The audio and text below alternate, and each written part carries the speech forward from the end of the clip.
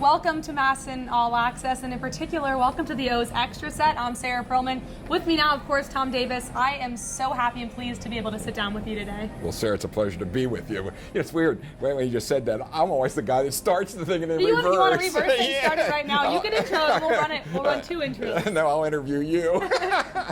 So, Tom, it's pretty obvious you've been here a while. 47 years as a Baltimore sportscaster.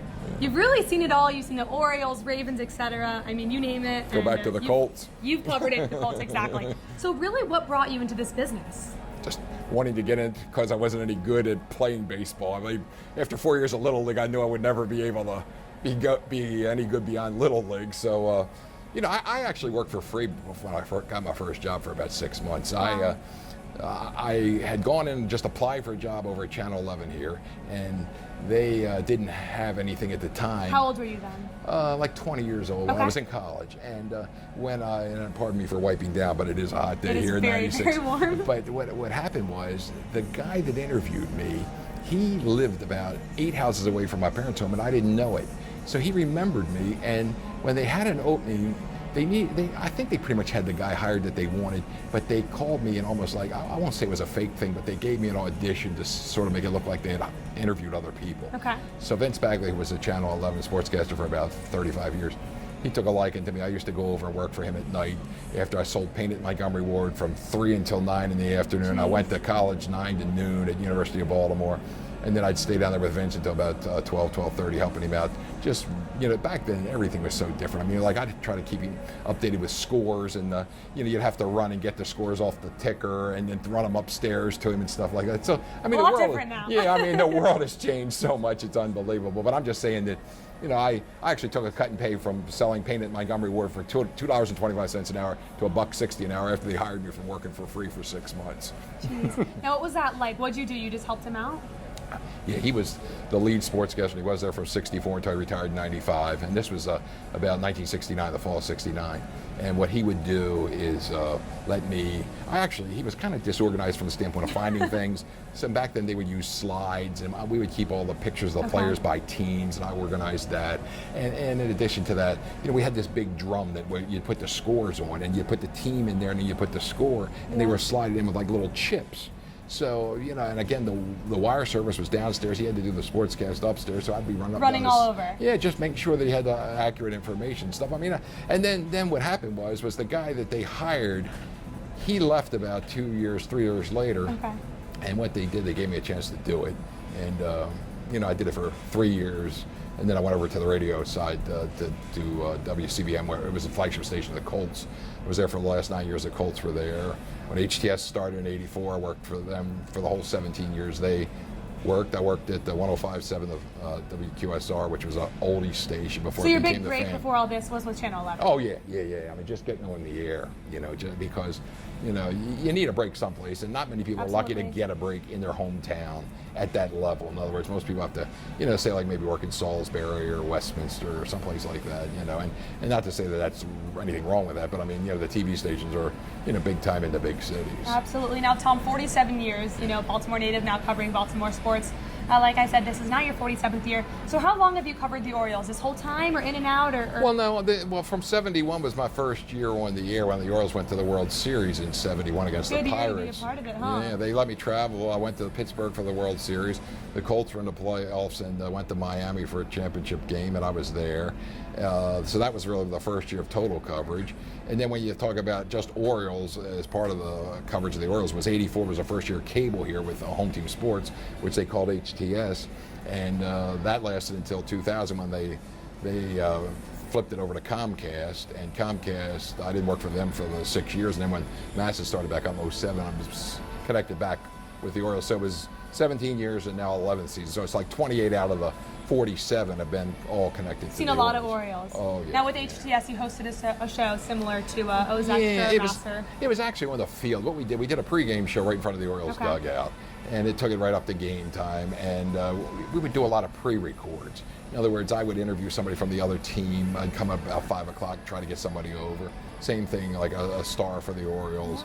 And, we would do a little, all of it was mostly pre-tape because you couldn't stay out in front of the dugout. The game would start at 7:30, so we'd open up at 7, and we would basically had the opening, and then the rest of it had been pre-recorded between, say, like 5 and 6:30. So a lot different now with all your live stuff, yeah. huh? Oh, yeah. So I mean, after HTS, you were a sideline reporter, and then, of course, you did Master for MASN. Right. Compare the difference of kind of working, as a sideline reporter and then hosting so much like you do now with either Master or OS Extra. Well, what I used to do with HTS was we would do, because they didn't have a lot of sponsors back then. In other words, like it was more, they would need time, blocks to fill. So I would do. TV business has changed. Right. Oh, it's dramatically changed. Listen, when I started, it was film. We used to come out for a couple of innings for an Orioles game, record it on film, go back and process it, hoping that the processor worked, and so you'd have some highlights at Channel 11 on the 11 o'clock news.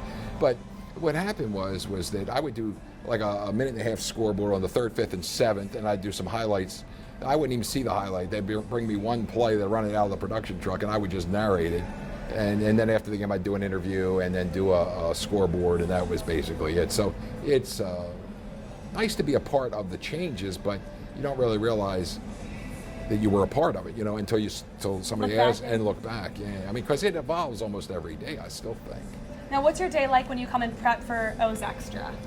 I just saw you doing your production meeting. You have a lot of work to do, Tom. Well, but it's not hard work. I mean, it's just. Love it. Yeah, that's one. And plus, you got to feel like you're organized. You don't want to be caught off track with something.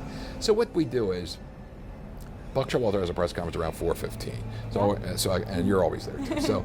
I'll go to that.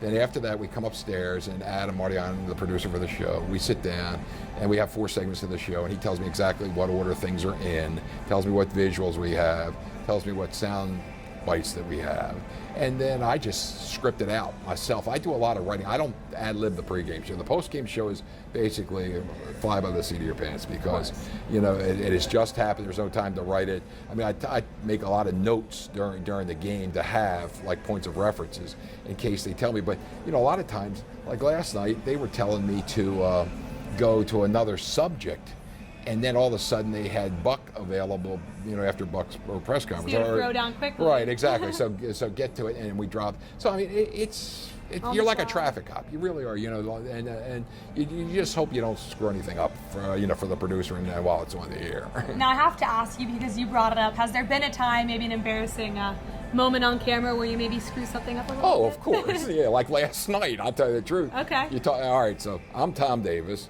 The Orioles have a first baseman named Chris Davis. Oakland has a Chris Davis, yes, who was a designated hitter last night. And then, of course, they have Rajah Davis.